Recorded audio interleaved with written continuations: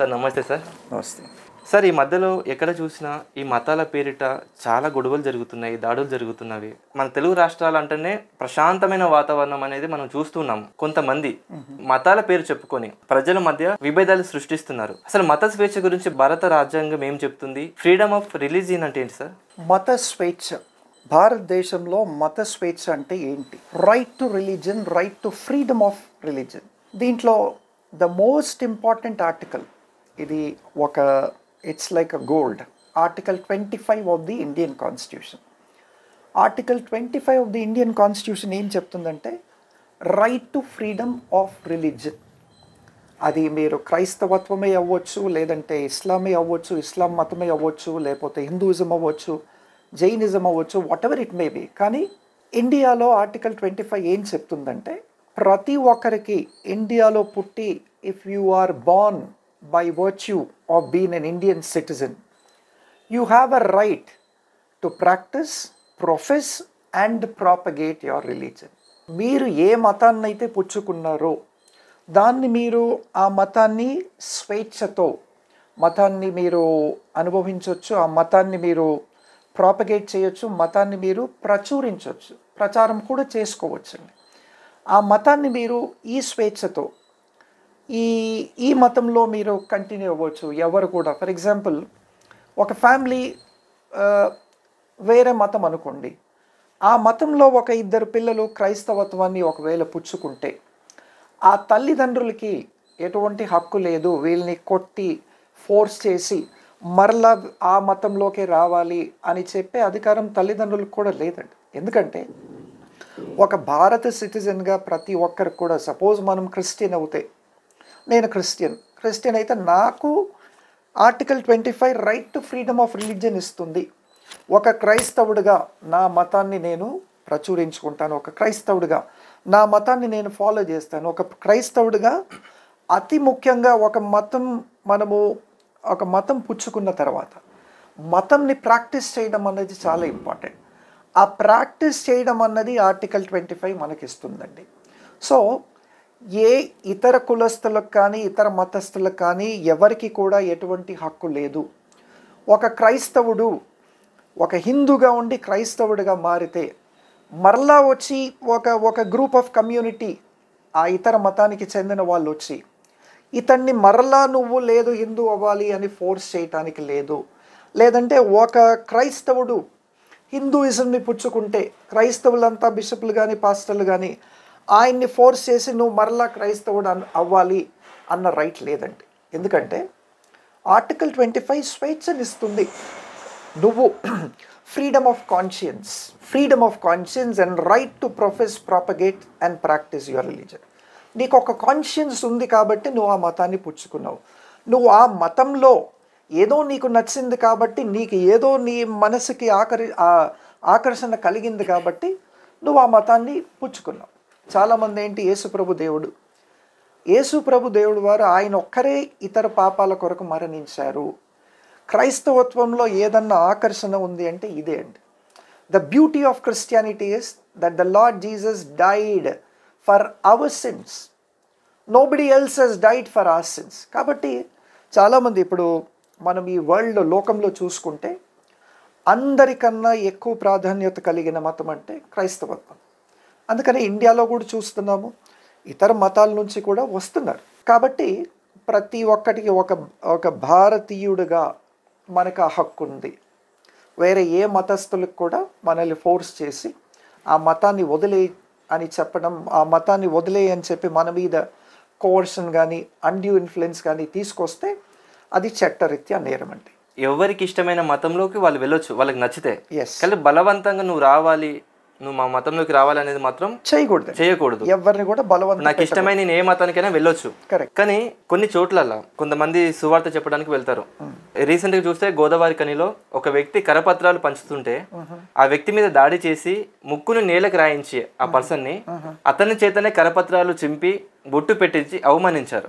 ఒక గోదావరి కని మాత్రమే కాదు, రీసెంట్ గా చూస్తే విజయవాడలో ఇంకా చాలా ప్లేస్లలో జరుగుతుంది.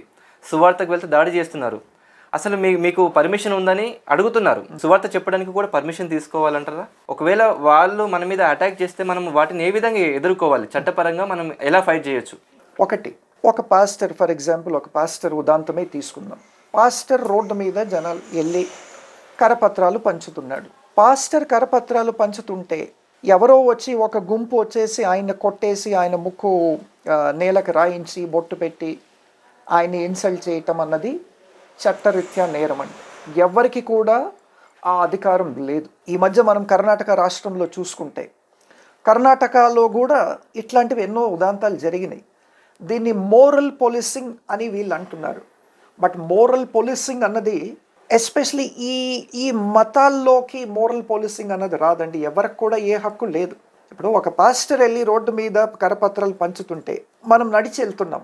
సపోజ్ నేను క్రైస్తవుడు కాదు, నేను హిందూ అనుకోండి. ఒక క్రైస్తవ పాస్టర్ పంచుతుంటే నన్ను ఆపి, సార్ ఇది మా కరపత్రం, ఇది యేసు ప్రభుని నమ్మండి అని ఆయన చెప్తే నేను అది చూసి లేదు నాకు ఇంట్రెస్ట్ లేదు నేను తీసుకోను అని చెప్పి నిరాకరించి వెళ్ళిపోవచ్చు.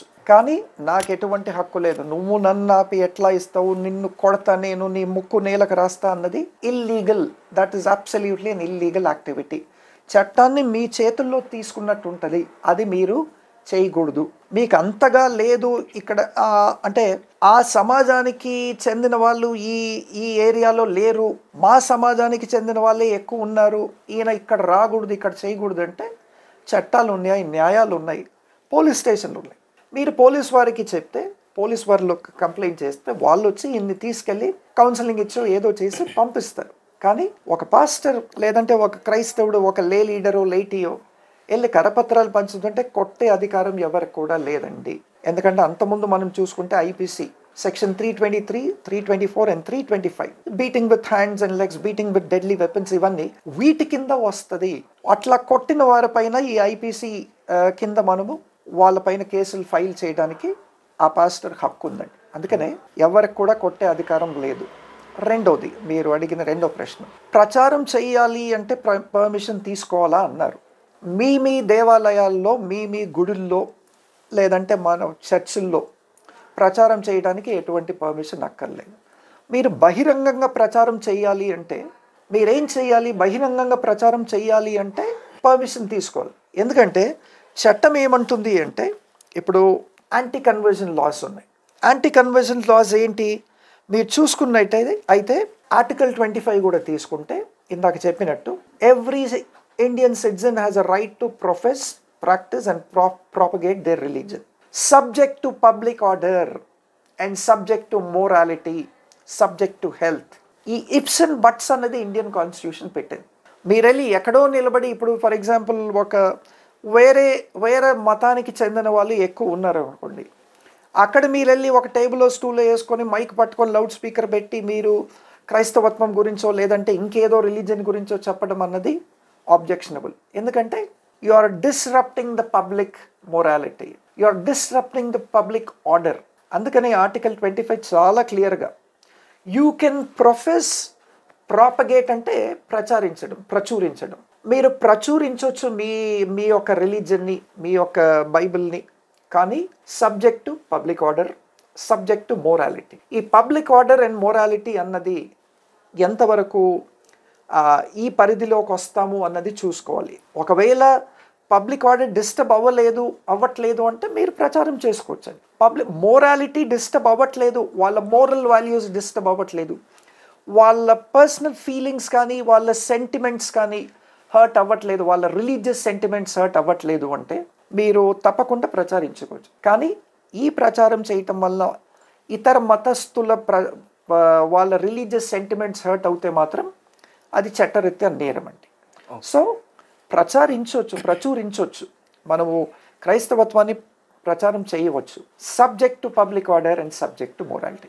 ప్రతి పాస్టర్ గారు కానీ ప్రతి బిషప్ కానీ ఇది గుర్తుపెట్టుకోవాలండి ప్రచారం చేసే ముందు. ఓకే, పబ్లిక్ మీటింగ్కి పర్మిషన్ తీసుకోవాలి, దానికి మాత్రం ఖచ్చితంగా తీసుకోవాలి. కానీ స్ట్రీట్ గాస్పెల్ ఉంటుంది కదా, కరపత్రాలు పంచుకుంటూ పోవడం, దానికి కూడా పర్మిషన్ అవసరం అంటారా?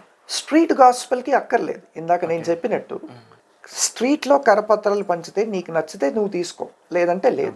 ఫర్ ఎగ్జాంపుల్, ఇప్పుడు మనం రోడ్డు మీద వెళ్తుంటే బస్ స్టాండ్లోనో రైల్వే స్టేషన్లోనో ఎంతోమంది వివిధ రకాల కరపత్రాలు పంచుతుంటారు. నేను ఒకవేళ లావుగున్నాను అనుకోండి, స్లిమ్మింగ్ మెడిసిన్ అని చెప్పి లేదంటే స్లిమ్మింగ్ జిమ్ అని చెప్పి ఎవరో వచ్చి కరపత్రం పంచితే, నేను లావుగున్నాను, నువ్వు నన్ను హేళన చేయడానికి ఇది పంచుతున్నాను, నేను ఆయన కొడితే ఏమన్నా అర్థం ఉందా? లేదు. ఏం చెప్పాలి? లేదు సరే మీ స్లిమ్మింగ్ జిమ్ అయితే ఓకే, కానీ I'm not ready to join it, ఇది నాకు సంబంధం లేదు అని చెప్పి మనం వెళ్ళిపోవాలి అంతే. కరపత్రం కూడా అంతే. ఎందుకంటే ఆర్టికల్ 25 నీకు రైట్ ఇస్తుంది, ప్రొఫెస్, ప్రాక్టీస్ అండ్ ప్రాపగేట్. నువ్వు దాన్ని ప్రొఫెస్ చేస్తున్నావు, ప్రాపగేట్ చేస్తున్నావు. ప్రాపగేట్ చేస్తుంటే నీకు ఇష్టం ఉంటే విను, లేదంటే వినకు. ఇప్పుడు అదేవిధంగా ఇప్పుడు India is a very diversified country with multiple religions అండి. ఇతర మతస్థులు కూడా వాళ్ళ రిలీజన్ని ప్రచురించుకుంటూ రోడ్ల మీద వెళ్తుంటారు. సాంగ్స్ పెట్టడమో, లేదంటే ఇంకా వాళ్ళు కరపత్రాలు పంచడమో, లేదంటే పూజలు చేసుకుంటున్నో, లేదంటే ఇప్పుడు వేరే ఫెస్టివల్స్ ఉన్నాయి. ఫర్ ఎగ్జాంపుల్ చాలా భారీ ఫెస్టివల్స్ ఉన్నాయి, రోడ్డు మీద అంతా ప్రొసెషన్స్ తీస్తారు. అది చేయకూడదు అని మనం అనట్లేదు కదా, క్రైస్తవులు అనట్లేదు కదా. అదేవిధంగా వాళ్ళు కూడా నచ్చితే మీరు తీసుకోండి, నచ్చపోతే మీరు పక్కకి వెళ్ళిపోయి మీరు నడిచి వెళ్ళండి. ఓకే. మామూలుగా చర్చిలలో ప్రార్థనలు జరుగుతూ ఉంటాయి. అవును. ఈరోజు నా ఇంట్లో నాకు నచ్చి నేను ప్రేయర్ పెట్టుకుంటాను. పాస్టర్ని పిలిచి, ఇది నా చర్చ్ కాదు, నా ఇల్లే, నా ఇంట్లో గృహ కూడిక పెట్టుకోవడం కూడా తప్ప? దానికి కూడా ఏమైనా పర్మిషన్ తీసుకోవాలా? గృహ కూడిక పెట్టుకోవడానికి ఎటువంటి పర్మిషన్లు అక్కర్లేదు. గృహ కూడికలు ఎవరైనా వాళ్ళ గృహాల్లో వాళ్ళ మతానికి సంబంధించిన ప్రార్థనలు కానీ, పూజలు కానీ, లేదంటే నమాజ్లు కానీ పెట్టుకోవచ్చు. దాన్ని అడ్డుకొని దాన్ని స్టాప్ చేసే పర్మిషన్ ఎవరికి కూడా లేదండి. ఎందుకంటే right to freedom of religion అని మనకి ఇండియన్ రాజ్యాంగమే, ఇండియన్ కాన్స్టిట్యూషన్, భారత రాజ్యాంగం ఇచ్చినప్పుడు నువ్వు వేరే ఏ కులానికి చెందో, ఏ మతానికి చెందో నీకు ఎటువంటి హక్కు లేదు దాన్ని ఇచ్చేయడానికి. ఇప్పుడు ఫర్ ఎగ్జాంపుల్ ముస్లింలు ఉన్నారండి, వాళ్ళు మూడు సార్లు ప్రతిరోజు నమాజ్ చదవాల్సిందే. దాన్ని ఎవరు ఆపలేరు. ఎందుకంటే వాళ్ళ రిలీజన్ వాళ్ళకి అట్లా చెప్తుంది. వాళ్ళ రిలీజన్ అట్లా చెప్తుంది కాబట్టి వాళ్ళు కంపల్సరీ చేయాలి. అది నువ్వు చేయకూడదు, నీ ఇంట్లో చేయడానికి లేదు అని చెప్పి ఎవరికి కూడా రైట్ లేదు. అదేవిధంగా క్రైస్తవులు ఉన్నారు, కనీసం 2 సార్లు అయినా వాళ్ళు ప్రార్థనలు చేసుకుంటారు. వాళ్ళు సొంతగా చేసుకుంటారా, వాళ్ళ చుట్టాలని పిలిచి చేసుకుంటారా, వాళ్ళ ఫ్రెండ్స్తో చేసుకుంటారా, అది వాళ్ళ ఓన్ ప్రెరోగేటివ్. వాళ్ళ ఇంట్లో వాళ్ళు చేసుకుంటున్నారు. ఇంటి లోపల మీరు ఏం చేసుకుంటున్నారు అన్నది ఎవరికి కూడా సంబంధం లేదండి. ఎవరు కూడా వచ్చి ఆపడానికి వీలు లేదు.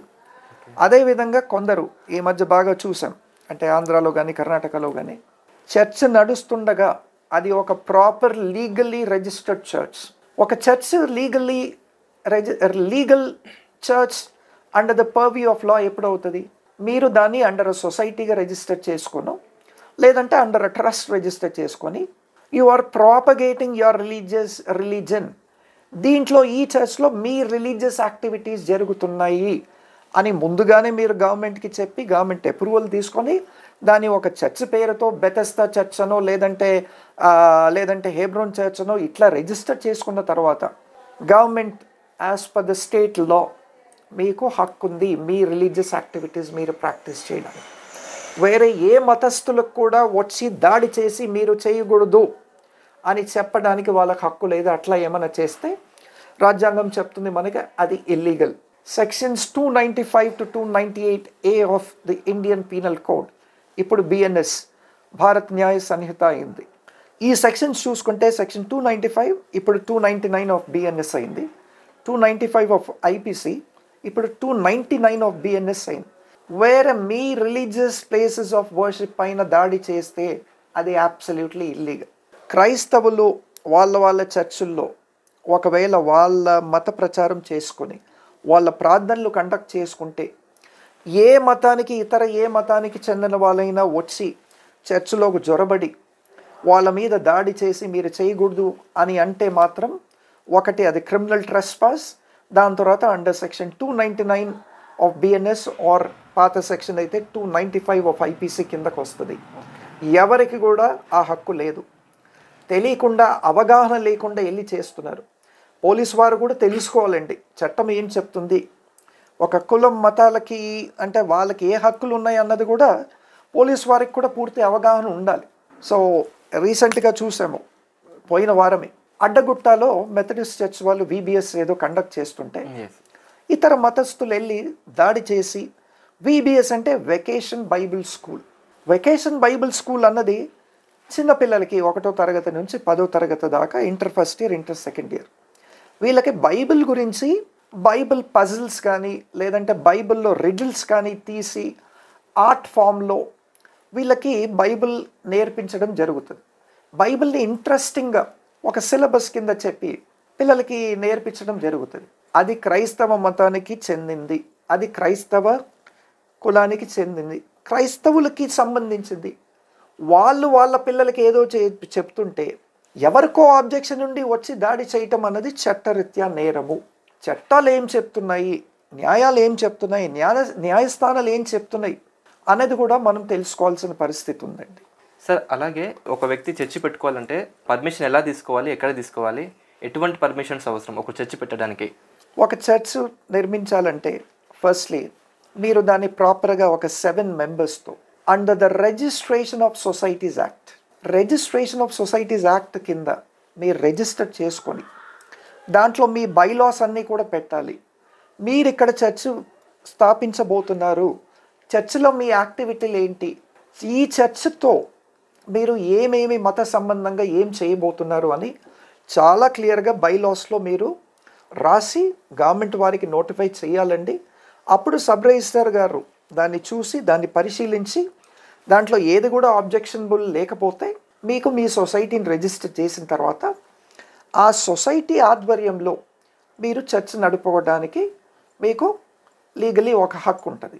ఇంకొకటి డిస్ట్రిక్ట్స్లో వీటిల్లో అయితే మీరు ఈ విధంగానే కాకుండా కలెక్టర్ గారి దగ్గర పర్మిషన్ పొందాలి. కలెక్టర్ గారి దగ్గరికి వెళ్ళి డిస్ట్రిక్ట్ కలెక్టర్స్ ఎవరైతే ఉన్నారో వాళ్ళకి మీరు ఒక అర్జీని ఇచ్చి వాళ్ళ దగ్గర కూడా పర్మిషన్ తీసుకొని వాళ్ళకి కూడా మనం ఏంటంటే ఇప్పుడు చూడండి, మొన్ననే ఆంధ్ర నుంచి నాకు ఒక కాల్ వచ్చింది.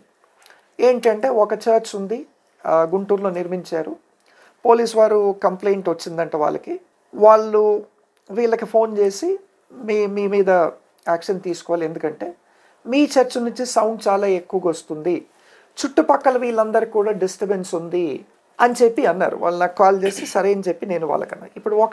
ఇప్పుడు మనము మస్జిద్లు తీసుకుంటే మస్జిద్ పైన లౌడ్ స్పీకర్స్ ఉంటాయి. మనం డిస్ట్రిక్ట్స్కో, విలేజెస్కో, మండల్స్కో వెళ్తే కొన్ని పాతకాలపు చర్చెస్ ఉన్నాయి, వాటికి కూడా లౌడ్ స్పీకర్స్ ఉంటాయి. చట్టంలో ఎక్కడ కూడా మీరు మీ చర్చ్లో ప్రార్థనలు చేసుకుంటే కానీ లేదంటే మీరు మీ మాస్క్లో మీరు నమాజులు చదివితే కానీ బయటకు వచ్చే సౌండ్ అన్నది మళ్ళీ article 25 subject to public morality and public order, ఇతరులకి కనుక డిస్టర్బ్ అవుతుంటే దాన్ని తప్పకుండా పోలీస్ వారికి ఒక హక్కు ఉంది, వాటిని అరికట్టడమో లేకపోతే వాటిని తగ్గించమని చెప్పడమో. Public morality and law and order maintain చేసేది పోలీస్ కాబట్టి పోలీస్ వారికి డెఫినెట్లీ హక్కు ఉందండి. కానీ రాజ్యాంగంలో కానీ లేదంటే ఐపీసీలో కానీ లేదంటే వేరే ఏ మైనర్ యాక్ట్లో కూడా ఆ సౌండ్ అన్నది ఎన్ని డెసిబిల్స్ రావాలి అని ఎక్కడ కూడా స్పెసిఫై చేయబడలేదు. సో దాంట్లో ఇప్పుడు కూడా కన్ఫ్యూజన్ ఉంది. ఇప్పుడు ఒక మస్జిద్ నుంచో లేదంటే చర్చ్ నుంచో వాళ్ళు చేసుకునే ప్రార్థనలు వినిపిస్తున్నాయి, చుట్టుపక్కల ఇతర మతస్థులు ఉన్నారు, వాళ్ళకి డిస్టర్బెన్స్ అంటే దాన్ని ఎంత తగ్గించాలి, ఏ డెసిబిల్ లోపల ఉండాలి అన్నది ఎక్కడ కూడా స్పెసిఫై చేయబడలేదు.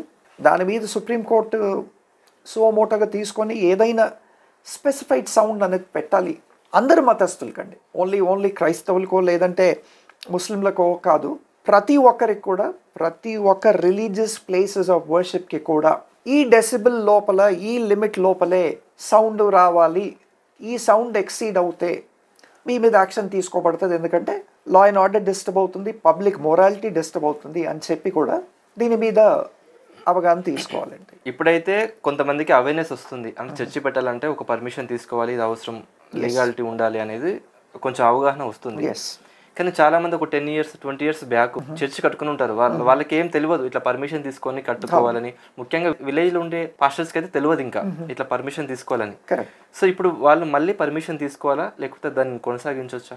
ఇప్పుడు అదే మళ్ళీ వాళ్ళు ఒకవేళ ఫర్ ఎగ్జాంపుల్ మీరు అన్నట్టు ఒక ప్లాటింగ్ జరిగింది, ప్లాటింగ్లో ఒక 2 plots కొనుక్కొని చర్చ్ కన్స్ట్రక్ట్ చేశారు, చుట్టుపక్కల ఎక్కడ కూడా ఆ కాలనీలో కానీ ఆ వెసినిటీలో కానీ వేరే ఏ ఇల్లు లేవు, వీళ్ళు అప్పుడే చర్చ్ మొదలు పెట్టారు, మెల్లిమెల్లిగా పుట్టగొడుగుల్లాగా అన్ని ఇళ్ళలో వచ్చేసినాయి. అప్పుడు వాళ్ళు ఆబ్జెక్షన్ తీసుకుంటే ఏం చేయాలి?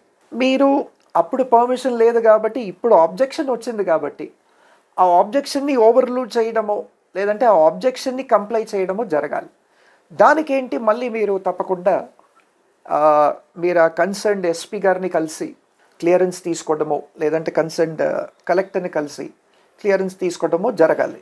ఇప్పుడు ఒక డిస్ట్రిక్ట్ ఎస్పీ ఇవ్వను, పర్మిషన్ లేదు, ఇక్కడ మీరు చర్చ పెట్టడానికి లేదు, వీళ్ళంతా కూడా వేరే మతస్థులంతా కూడా ఆబ్జెక్షన్ చేస్తున్నారు అన్నారు అనుకోండి. కలెక్టర్ కూడా లేదండి ఎస్పీ గారు నాకు రాసి పంపించారు, ఇక్కడ పర్మిషన్ ఇవ్వలేము, ఇక్కడ ఒకవేళ మీ చర్చ రన్ చేయడానికి పర్మిషన్ ఇస్తే పీస్ అన్నది, లా అండ్ ఆర్డర్ అన్నది డిస్టర్బ్ అవుతుంది అని అనుకున్నప్పుడు ఏం చేయాలి? అట్లాంటి ఉదాంతాలు కూడా విన్నా నేను. అప్పుడు ఏం చేయాలంటే మీరు సివిల్ కోర్ట్ కానీ హైకోర్టుని కానీ అప్రోచ్ అవ్వాలండి. మీరు కన్సర్న్ జ్యూరిస్డిక్షనల్ సివిల్ కోర్ట్స్ లేదంటే state high court which is the apex court of the state, వీటిని అప్రోచ్ అయ్యి మీరు ఒక డబ్ల్యూపీఓ లేదంటే ఒక ఏఎస్ఓ ఫైల్ చేసినప్పుడు ఈ కోర్టు వారు ఏ డైరెక్షన్ ఇస్తారో తప్పకుండా మీకు పర్మిషన్ ఇస్తారు. ఎందుకంటే మళ్ళీ ఆర్టికల్ 25 ఎన్నో ఆర్టికల్స్ ఉన్నాయి. మైనారిటీస్కి ఎస్పెషలీ అంటే క్రైస్తవులకు కూడా, వీళ్ళు దీంట్లో క్రైస్తవులు కూడా వస్తారు. ఆర్టికల్స్ 25 టు ఆర్టికల్ 30 ఈ మైనారిటీ రైట్స్ని ప్రొటెక్ట్ చేస్తుంది. వాళ్ళ కల్చర్ని ఎట్లా, వీళ్ళు ట్రెడిషన్స్ని కల్చర్ని ఎట్లా సేఫ్ గార్డ్ చేయాలనేది ఆర్టికల్ 30 ఆర్టికల్ 29 కూడా చెప్తున్నాయి. కాబట్టి తప్పకుండా హైకోర్టు మనకి ఆ పర్మిషన్ ఇస్తుందండి. ఈ రోజుల్లో చాలామంది అంటే ఈ క్రైస్తవులు కాని వారు, క్రైస్తవ వ్యతిరేకులు, క్రైస్తవాన్ని బాగా వ్యతిరేకించే వాళ్ళు బైబిల్ని చాలా దూషించి మాట్లాడుతున్నారు. ఎంత అంటే విపరీతమైన చెప్పుకోవడానికి కూడా వీలు కానిటువంటి మాటలు మాట్లాడుతున్నారు, విపరీతంగా రెచ్చగొడుతున్నారు. మరి వీరి విషయంలో చట్టం ఏం చెప్తుంది, అంటే రాజ్యాంగం ఏం చెప్తుంది? వీరి మీద ఎలాంటి చర్య తీసుకోవడానికి మనకి పాసిబిలిటీ ఉంది? IPC section 295, IPC section 295 to IPC section 298A, మనం క్రైస్తవులము ఒక క్రైస్తవ చర్చ్ పైన దాడి చేస్తే వేరే ఏ కులస్తులకు ఏ మతస్థులకు కూడా హక్కు లేదు వచ్చి దాడి చేయడానికి. సెక్షన్ 295 చాలా క్లుప్తంగా చాలా క్లియర్గా ఎలాబరేటివ్గా ఏం చెప్తుందంటే, ఒక కులానికి చెందిన వాళ్ళ పైన ఇతర కులస్తులు గనక ఒకవేళ అటాక్ చేస్తే చట్టరీత్యా వాళ్ళకి పనిష్మెంట్ ఉంటుంది. ఆ పాస్టర్లు కానీ లేదంటే ఆ పర్టికులర్ బిషప్లు కానీ లేదంటే ఆ చర్చ్ లీడర్స్ కానీ పోలీస్ స్టేషన్కి వెళ్ళి తప్పకుండా కేసు ఫైల్ చేయొచ్చు అండర్ సెక్షన్ 295. పోలీస్ వారు కనుక ఒకవేళ వన్ సైడెడ్ ఉండి పోలీస్ వారు కనుక లేదు, కన్విన్స్ అవ్వకుండా మేము చెయ్యము, ఈ కేసు తీసుకోము అంటే ఈ పాస్టర్లకి ఎవరైతే విక్టమ్సో, ఈ బిషప్స్ ఎవరైతే విక్టమ్స్గా ఉన్నారో వీళ్ళు కోర్ట్ని అప్రోచ్ అయ్యి మళ్ళీ కన్సర్న్ జ్యూరిస్డిక్షనల్ కోర్ట్స్కి వెళ్ళి under section 190 and under section 200 of CrPC private complaint petition వేయవచ్చు. ఆ ప్రైవేట్ కంప్లైంట్లో కోర్టు వాళ్ళు ఆ అఫెన్స్ జరిగింది, ఆ చర్చ్ పైన దాడి జరిగింది, ఆ పాస్టర్లని కొట్టారు, ఆ బిషప్లని కొట్టారు, చర్చ్నంతా ధ్వంసం చేశారు అని కాగ్నిజెన్స్ తీసుకుంది అనుకోండి. ఒకవేళ కోర్టు వారు కనుక కాగ్నిజెన్స్ తీసుకుంటే పోలీసు వారికి కేసు రిజిస్టర్ చేయమని డైరెక్ట్ చేస్తారు. లేదంటే కాగ్నిజెన్స్ తీసుకొని కోర్టు వారే ట్రయల్ అంతా కూడా నడిపిస్తారు. ఇది under section 190 and 200 of CrPC. మరి ఈ మధ్య మనం చూస్తున్నాము, చాలామంది ఇతర మతస్థులని దూషిస్తున్నారు, ఇతర మతాలని దూషిస్తున్నారు. అది చట్టరీత్యా నేరం అండి. ఒకవేళ అట్లా చేసినట్టయితే అండర్ సెక్షన్ 299 ఆఫ్ బిఎన్ఎస్ భారతీయ న్యాయ సంహిత సెక్షన్ 299 299 ప్రకారం it is an act, deliberate and malicious act. It is an act which is deliberately done, which is maliciously done, which is intended to outrage the religious feelings of other community.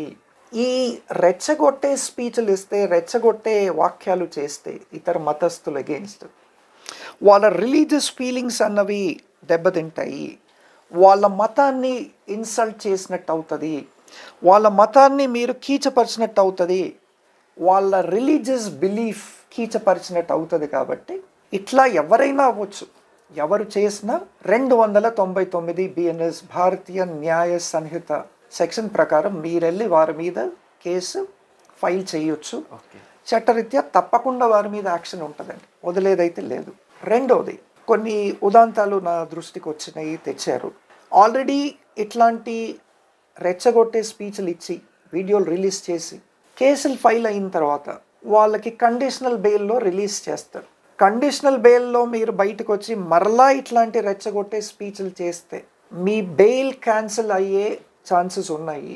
ఎందుకంటే అది conditional bail. మళ్ళీ ఇట్లాంటి మీరు ఇన్స్టిగేటివ్ speeches ఇవ్వకూడదు, మరలా మీరు వెళ్ళి ఇట్లాంటి ఎవరి రిలీజియస్ బిలీఫ్స్ని కూడా హర్ట్ చేయకూడదు, ఎవరి రిలీజన్ని కూడా ఇన్సల్ట్ చేయకూడదు అన్నది అప్లికబుల్ అవుతుంది. మీరు మళ్ళీ దాన్ని రిపీట్ చేస్తే కనుక మీ బెయిల్ క్యాన్సిల్ అవ్వడమే కాకుండా మళ్ళీ ఇంకొక కేసు మీ మీద అవుతుంది. అందుకనే ఎవరైనా కావచ్చు, క్రైస్తవులే లేదంటే ఇంకెవరైనా ఇతర మతస్థులే, ఇతర మతాన్ని ఇతర కులాల్ని దూషించే హక్కు మనకి రాజ్యాంగం కానీ, ఇండియన్ పీనల్ కోడ్ కానీ, వేరే మైనర్ యాక్ట్స్ కానీ, యాంటీ కన్వర్జన్ లాస్ కానీ, ఫ్రీడమ్ ఆఫ్ రిలీజన్ యాక్ట్ కానీ మనకి ఇవ్వట్లేదు.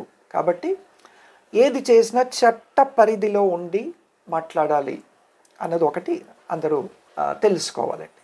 రీసెంట్గా ఏపీ హైకోర్టులో ఒక ఎస్సీ ఎస్టీ అట్రాసిటీ కేసును ప్రస్తావిస్తూ హైకోర్టు ఒక తీర్పు ఇచ్చింది అన్నట్లుగా న్యూస్లో వచ్చింది. అదేంటంటే మతం మారితే కులం మారుతుంది అంటే, మతం మారిన వ్యక్తికి ఎస్సీ ఎస్టీ కేసు పెట్టే అంత రైట్ లేదు, మతం మారితే కులం మారుతుందా? ఇది సుప్రీంకోర్టు రీసెంట్గా ఒక జడ్జ్మెంట్ ఇచ్చిందండి. ఈ జడ్జ్మెంట్ ఆల్ ఓవర్ ఇండియా అల్లకల్లోలం సృష్టిస్తుంది. ఎందుకంటే చాలా చక్కటి జడ్జ్మెంట్. సుప్రీంకోర్టు వారు చాలా చక్కగా పరిశీలించి ఇన్ డెప్త్ రిలీజియస్ బిలీఫ్స్ అన్నీ కూడా పరిశీలించి ఈ జడ్జ్మెంట్ ఇవ్వడం జరిగింది. ఇప్పుడు మైనారిటీ అంటే ఏంటి, తర్వాత షెడ్యూల్ కాస్ట్ అంటే ఏంటి అన్నది మనం తెలుసుకోవాలి. మీరు ఒక షెడ్యూల్ కాస్ట్ అయ్యి ఉండి, ఒక సపోజ్ ఎవరైనా ఎస్సీ ఉన్నారనుకోండి, ఎస్సీ అయ్యి ఉండి క్రైస్తవ మతాన్ని మీరు పుచ్చుకుంటే సుప్రీంకోర్టు ఏమన్నది, మీకు ఎస్సీగా ఉండే బెనిఫిట్స్ రావు, అవన్నీ సీజ్ అవుతాయి. You are not eligible to claim all these benefits under SC because you have accepted క్రిస్టియానిటీని మీరు యాక్సెప్ట్ చేస్తే మీకు ఈ బెనిఫిట్స్ అన్నీ కూడా సీజ్ అవుతాయని సుప్రీంకోర్టు చక్కగా చెప్పింది. అందుకనే ఎవరైనా క్రైస్తవుల్లో కూడా మనం చూస్తున్నాం, ఇప్పుడు పోరాటాలు జరుగుతున్నాయి, ప్రొటెస్టులు జరుగుతున్నాయి, దళిత క్రైస్తవులు అని చెప్పి. దళితుడు మళ్ళీ క్రైస్తవుడు అన్నది ఒక క్వశ్చన్. వీటి మీద సుప్రీంకోర్టు కానీ లేదంటే లా మేకర్స్ కానీ ఎలాబరేట్గా డిస్కషన్స్ చేసి, ఎన్నో డిబేట్స్ చేసి ఒక ప్రాపర్ దీని మీద ఒక చట్టాన్ని తీసుకొని రావాలి. ఇప్పటికైతే as per the judgment issued or as per the judgment pronounced by the supreme court, schedule కాస్ట్కి చెందిన వారు క్రైస్తవ మతాన్ని పుచ్చుకుంటే మీకు వచ్చే బెనిఫిట్స్ అన్నీ కూడా సీజ్ అయిపోతాయి. అంతకుముందు కర్ణాటకలో దీని మీదే ఒక లేడీ, ఆవిడ ఎస్సీగా ఉన్నప్పుడు గవర్నమెంట్ ఉద్యోగం సంపాదించారు. గవర్నమెంట్ ఉద్యోగం సంపాదించిన తర్వాత కొన్నేళ్ళు అట్లాగే కొనసాగించారు. తర్వాత డిపార్ట్మెంట్ వారు తనకి సంబంధించిన కాస్ట్ మరియు ఎడ్యుకేషన్ సర్టిఫికెట్స్ ఇవన్నీ సబ్మిట్ చేయమని చెప్తే ఆవిడ ఎస్సీ అని సబ్మిట్ చేశారు. కానీ ఈలోపు ఉద్యోగం వచ్చిన తర్వాత ఆమె క్రైస్తవత్వాన్ని పుచ్చుకున్నారు. క్రైస్తవ మతాన్ని ప్రాక్టీస్ చేస్తున్నారు, చర్చికి వెళ్తున్నారు, బొట్టు పెట్టుకోవట్లేదు, బైబిల్ చదువుతున్నారు, ఇంట్లో కూడా వాక్యాలు ఉన్నాయి, అన్నీ ఉన్నాయి. అక్కడ ఎవరో కంప్లైంట్ చేశారు, ఈవిడ ఒక క్రైస్తవురాలు అయినప్పుడు ఈమెకి ఎస్సీ ఎట్లా ఉంటుంది, ఎస్సీ బెనిఫిట్స్ ఎట్లా వస్తాయి అని. వాళ్ళు ఏం చేశారు, లేదు నీకు అప్లికబిలిటీ లేదు అని చెప్పంటే ఆవిడ కర్ణాటక హైకోర్టు వెళ్ళింది. కర్ణాటక హైకోర్టు ఏం చెప్పిందంటే దాన్ని నువ్వు ఎస్సీగా ఉంటే నీకు ఈ బెనిఫిట్స్ రావు అని చెప్పంటే మళ్ళీ దాన్ని ఛాలెంజ్ చేస్తూ సుప్రీంకోర్టు వెళ్తే సుప్రీంకోర్టు కూడా అదే అన్నది. ఎస్సీగా ఉన్నవారు గవర్నమెంట్ నుంచి బెనిఫిట్స్ పొందినప్పుడు రిజర్వేషన్స్ కానీ లేదంటే వేరే అన్ని బెనిఫిట్స్ కానీ ఇవన్నీ కూడా ఉన్నాయి, ఎన్ని కేటగిరీస్లో బెనిఫిట్స్ ఉన్నాయి. ఎందుకు ఎస్సీ ఎస్టీస్కి ఇవి పెట్టారు అంటే అంబేద్కర్ గారు రాజ్యాంగం రాసినప్పుడు రిజర్వేషన్స్ ఇవన్నీ కూడా వచ్చినాయి. బడుగు బలహీన వర్గాలు, వీళ్ళంతా కూడా బడుగు బలహీన వర్గాలు ఉన్నారు కాబట్టి వీళ్ళందరికి కూడా నాగరికతలో ఒక స్థాయి కల్పించాలి అన్న ఉద్దేశంతో ఈ రిజర్వేషన్స్ అనేవి పెట్టడం జరిగింది. మీరు ఆల్రెడీ ఆ ఉద్యోగం అది సంపాదించుకొని ఈ కులంలోంచి ఇంకో కులానికి వెళ్ళినప్పుడు ఆ రిజర్వేషన్స్ అనేవి ఇంకొక బడుగు బలహీన వర్గానికి వాళ్ళకి ఎందుకు ఇవ్వకూడదు అన్న ఒక క్వశ్చన్ కూడా ఎరైజ్ అవుతుంది కదా. వాళ్ళ రైట్ని మీరు ఎట్లా ఇన్ఫ్రింజ్ చేస్తారు అన్నది కూడా ఒక క్వశ్చన్. సో అందుకనే సుప్రీంకోర్టు ఈ జడ్జ్మెంట్ ఇస్తూ ఎస్సీగా ఉన్నవారు క్రిస్టియన్గా కన్వర్ట్ అవుతే మాత్రం వాళ్ళకు ఉండే బెనిఫిట్స్ అన్నీ కూడా సీజ్ అవుతాయని చెప్పి ఇచ్చిందండి.